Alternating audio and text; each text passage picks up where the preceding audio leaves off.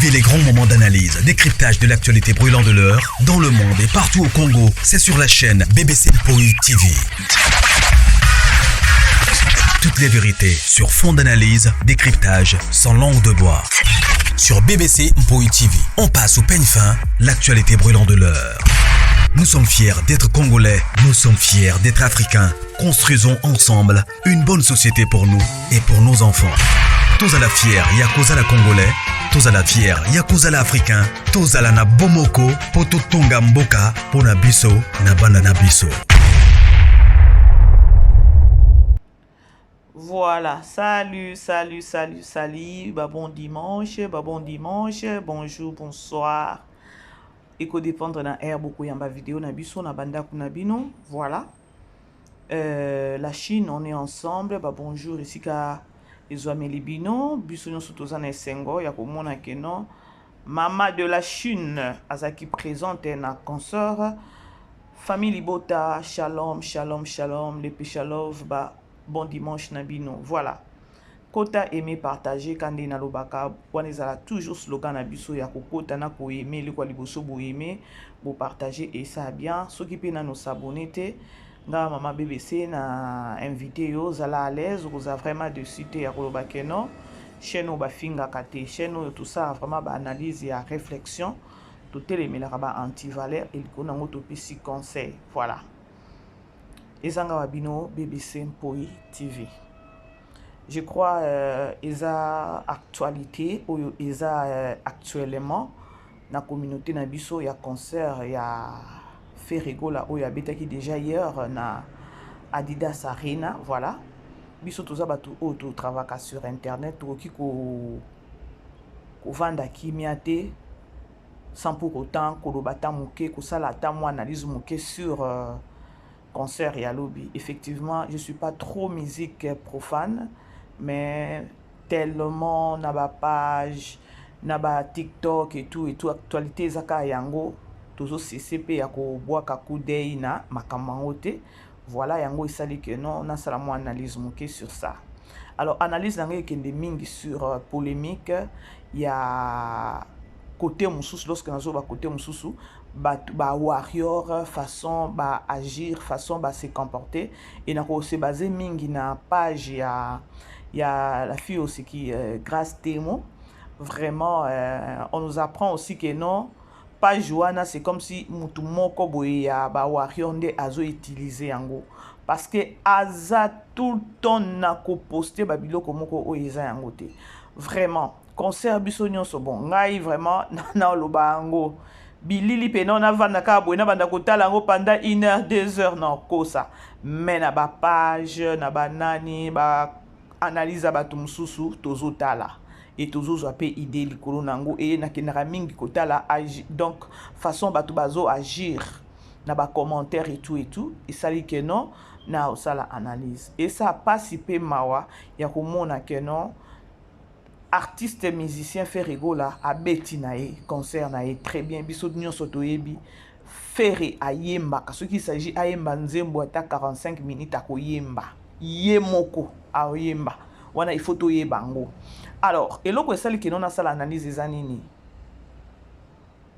eza que bato bazaki présent même pas to même pas que non bato bazaki présent jour kaka ba fongola ka guichet ya ba vente ya ba ticket ou encore ya ba billet bandeko et oumela kité nani guichet ezaki fermé parce que ba billet esilaki et c'est à ce moment-là que bazouaki idée à koloba lokwa ba billet et sili faire abouke sous pour na 2 jours pour na lobby li sous abeta le 20 na le 21 tozolanda bandeko na le 21 ngo ba guichet nyo se kanga ki comme pour dire que non ba ticket était kamaki ba billet était kamaki ezaki sold out bozolanda bandeko totelema na sold out eza koloba que non ba billet ezaki tout vendu et silaki ba billet silaki. Bref, mais voir page ya Grâce Temo wana baza ebele ba okoma mais Grâce Temo na matinga makasi. Pourquoi ce genre de méchanceté ya koloba ke non na kati ya salle tina ba photo mususu ba komi ko bimisa ba photo moko zo mona ke non ya bien te ya kotia ya koloba ke non ça les ezalaki vie ezalaki full te mais nazopesa namonaki ce qui chroniqueur ou encore je sais pas soki nabenge chroniqueur soki journaliste soki Migenie ma je crois oyo asalaka émission ya solo la vérité je crois oui ye wana il était présent namonaki depuis tongo nasepeli na intervention na ye ya koloba bandeko nayoki motema pasi ya bakongolais mitema mabe ntina niveau oyo il a bien confirmé que non il était là azalaki na kati ya salle affirmaki salle nyonso alobi ke non salle ezalaki full ya full mais kende na page ya Grâce Temo façon ozosala bamakambo yango balobi ke non eza même pas ye nde azosala makambo c'est comme si warrior moko nde azotravaille na page na ye agitation ya nini nde eloko ngai ezolekelanga bobeta ya bino noni soki nini ya bobeta 3 na Belgique bobeti na Londres bobeti na France nga natikali komona bagolwa na baagitation oyo te na bapage na bango à vrai dire nga nazoloba parce que natalaka bapage nakendaka na bacommentaire tokotaka mpo na kotala epi toloba awa ekeboy mais namonaki te ya moment oyo fali abetaki concert ya komona agitation ya bagolwa yango bomoni agitation oyo bosala na minute oyo laissez-moi vous informer que non bosaleli lisusu nde faire promotion makasi sans pour autant le savoir biloko bosaleli faire ou bien bosalela faire siko na bapage na bino eza promotion nyonso bosala oyo bokoka kosala te na moment ya baconcert ya fali abeta 3 concerts na poto tomonaka agitation oyo ya baartiste ya bachroniqueur ya nani ya fali kosala promotion façon basaleli mpe ya feri po bino boyeba eloko na nyonso bozosala na bozo atire bato bozo abetaki mais full te ndenge nini bato bakoke kotala bato bakokende kotala bino moko boyeba ke no Grâce Temo boyebaka bosala promotion parce que agitation bosali natikalaki komona ta golwa moko te na moment offert wali nani fali abetaki concert natikalaki komona bagolwa façon oyo warrior bakomi baza agité te wana ezaka bapropos oyo ngai nazotenir ça m'engage que moi agitation oyo namoni na warrior na chroniqueur non laisse tomber natali nalobi nzambe na bomoi tomonaki te namonaki te place oyo bagolwa ngo je me rappelle même ezalaki kaka na bapage ndenge tokotaka golwa moko kutu en passant abaki tobetela kaka ye maboko tobetela nani fali maboko parce que eza mpe ka fierté ya mboka na biso abeti yango libanda mboka kongole ndoki azokende konuire ndeko ntina libanda mboka or botaka mpe ndenge borataki mpe coupe tellement boza mpe kaka bato ya motema mabe bandeko bo aimé bo partager hein? Aimé partager vidéo na biso et ça vraiment biso bien tozo solola kaka mwa polémique moke ya concert yango ndenge lekaki et voilà jusque là bato warrior bazwi mwa vertige oyo ezosala bien vraiment te ya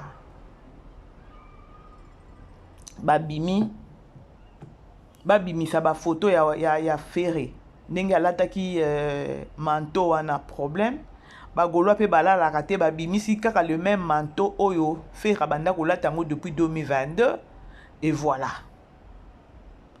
vraiment warrior esopa bino na niveau moko pas comme possible warrior je vous dis vrai esopi bino. Il fallait bosala te eloko moko ya ke bo garder silence comme si rien n'était. Boko quitter pona nini. Esopi bino moko. Parce que moi je ne pense pas que non na faire oya beti concert ou encore na ba gaulois ba fan ya faire bazo s'attendre que non bino bo beti la bango maboko que non ba réussir non ba yebi que non na ngambu na bino ne boza wana jamais kutu boko ndimaka bango Bon mon ate que no bino nde bozo ouest bozo perdre ba énergie na bino pamba. Mi gagné maana alobi très bien. Alobi bo congolais aïro botika mutema mabe. Botika mutema mabe ngai na filmer salle nazaki na kati ya salle 4 coins nyonso ezalaki. Comment se fait-il que non? Ba billet balobi très bien sold out. Mais na kati ya salle bato bazala te. Est-ce que vous comprendre likambo? Congolais la méchanceté. Ezalata ke no baki obeta ta na matadi kuna bobundi kuna mais muto abimi ko aki ko beta na mboka mupaya. Oh na mboka mupaya ezotuna eza nani yango azobeta. Mais ndeko na ye moko oyo azobeta kuna baolinga ko nuire la sorcellerie. Congolais bino. Soki bokoti lola bosotaki mir. Voilà. Soki ka Congolais to koti kaka lola to sauter ba mir po mitema mabe toza nango. Billet sold out. O esalaki ke no faire azwa deuxième contrat ya kobeta sous dimanche ya lelo. Ezaki parce que ya samedi guichet ezaki fermé, ba billet ezalaki sold out, ba billet tekamaki nyonso, ba billet ezali souté. Mais boye bolobi ke non na salle bato bazalaki te. Dieu merci ba chroniqueur ba chroniqueuse ba chroniqueur neti mi gagné maana parce que yende na moni au moins a sali vraiment live ya koloba yango ya koloba non bandeko botika congolais botika mutema mabe. Billet sold out. Comment est-ce que bokoya ko banda koloba awa ya koloba ke non na salle il y avait pas de gens bato azaki te nani fou les azaki te. Ok, bite na bino ba warrior bozai na kati wana. Et ça passe. Et ça passe ya koloba. Ba warrior bazanga kikimia. Constant o nga na sali. Na tikala ki komona te na 3 jours. Ou bien il y a 3 concerts pardon. Il a fallu ya betaki. Na mona ki agitation ya lolenge o na monité ya ba warrior. Ezala na ba fan, ezala na ba chroniqueur, ezala na ba journaliste, bango tout bazaki agité. Donc bazolandela ngo nyonso la loupe. Soki ka bake batali boye papa ba ye ko bwaka na nani na page na bango. Donc bozanga ki kimia. Elakisi déjà faiblesse na bino. Elakisi déjà somo bozanango. Elakisi ko banga o bozo banga. À partir ya ba agitation na bino, à partir ya ba publication bozo sala. Concert ezo leka, koto bino so boza na concert bozo landa concert eloko ka boko mona pas milimo pas na page. C'est-à-dire que notre ozaki biso nyonso wana to soki tozaki susu. Bozaki bino nyonso wana bozo ta la concert. Et sopi hein. Et sopi. Parce que ndenge za wana je ne pense pas que non. Guerre eza. Faire à oser la peut-être fallait andimae jamais faire épée azana à oser la teke non ba warrior ba beta maboko. Bon je vis quelques commentaires 2-3 warriors naza warrior mais na moni vraiment musala faire à sali ça va vraiment ndekwa beti na musique bien et que bien bato bazala ki et tout et c'est loko moko ezala rare na ba congolais ya ko reconnaître na koloba a ko reconnaître peut-être kana mutema mais pour loba boy azo cholande wana vraiment wana penza virus na biso tozana nango. Dommage promotion non ya promotion ya 3 concerts fallait à beta bandeko tout ça là même pas une semaine même pas 3 jours même pas 2 jours kutu ebele. Et si la ki kaka boye sur les réseaux sociaux toyoka ki makelele te ya kolobani pona nini bino ba communicateur ba communicatrice ya fali ya fali boza donc boza emporté peut-être so ina mo pepenini moko boye on dirait bozo bunda bitumba on dirait guerre moko boye ya bozo luka coupe moko boye nazo yebate. Mais botala musala bosale nani feri. Musala bosale feri. Botala bino moko musala bosale feri. Or natan ya falière à ba concert na bosala ki angote. Nga na zolo bananga parce que ça constant na moni na sali. Et ça constant na sali. bagolo bavanda kimia nie namonaki agitation yo te na page ya nani wana bazo détecter yango encore page ya Grâce Temo soit disant que non c'est eza Grâce Temo mutu azosalela yango te c'est que ozala mutu moko warrior moko boye ya mobali nde azosalela yango. La grande famille beau aimer beau partager natikali juste na 2 minutes na 6 nanga. Alors c'est au moins ça et ça ka passé hein et ça vraiment passé.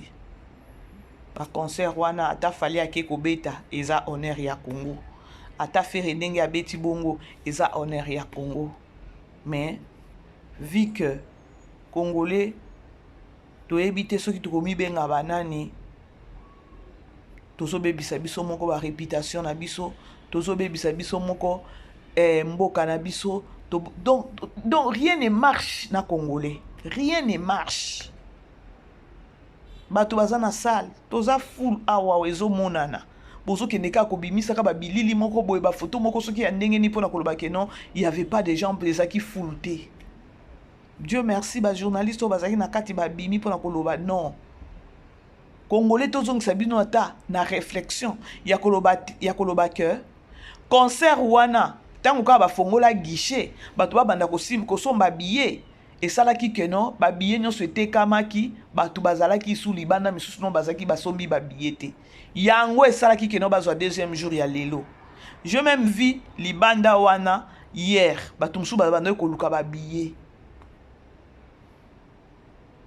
ngai problème nangezani problème nangeza ke non ezala ka fali abeta na mboka mupaya eza pona honneur a Congo faire abeta ka na mboka mupaya eza pona honneur a Congo.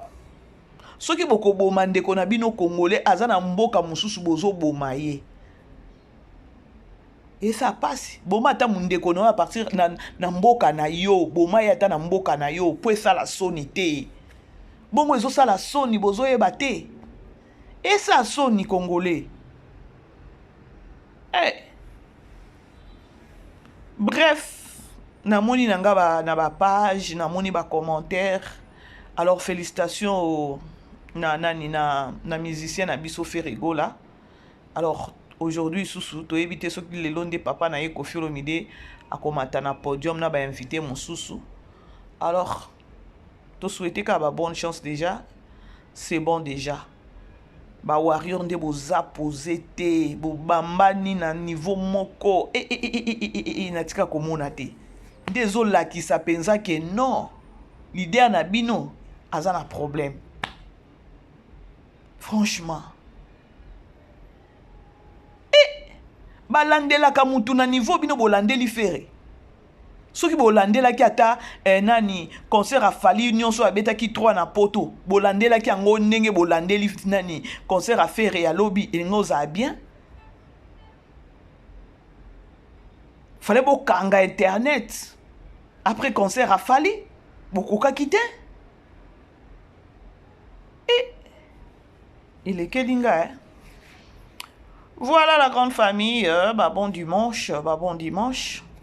Et si qu'ils ont mis les binos partout dans le monde, beau aimer, beau partager. La grande famille, la Chine, de Karine Mokonzi, les lots sous Tokomonae, na concert, il y a les lots, je crois. Les lots après lobby, alors que vous avez bella, talaka maman moana. Alors, c'est au moins ça, je vous aime bien, la grande famille, on est ensemble. Non, bah, toujours que non, numéro n'a pas zawana, bobinga et ça bien. Je vous aime bien, bah, bon après-midi, bye. Vivez les grands moments d'analyse, décryptage de l'actualité brûlante de l'heure, dans le monde et partout au Congo, c'est sur la chaîne BBC Mpoi TV. Toutes les vérités sur fond d'analyse, décryptage, sans langue de bois. Sur BBC Mpoi TV, on passe au peigne fin, l'actualité brûlante de l'heure. Nous sommes fiers d'être Congolais, nous sommes fiers d'être Africains. Construisons ensemble une bonne société pour nous et pour nos enfants. Tous à la fière, Yakozala Congolais, tous à la fière, Yakozala Africain, tous à la na Bomoko, Poto Tonga Mboka, Pona Biso, na Banda na Biso.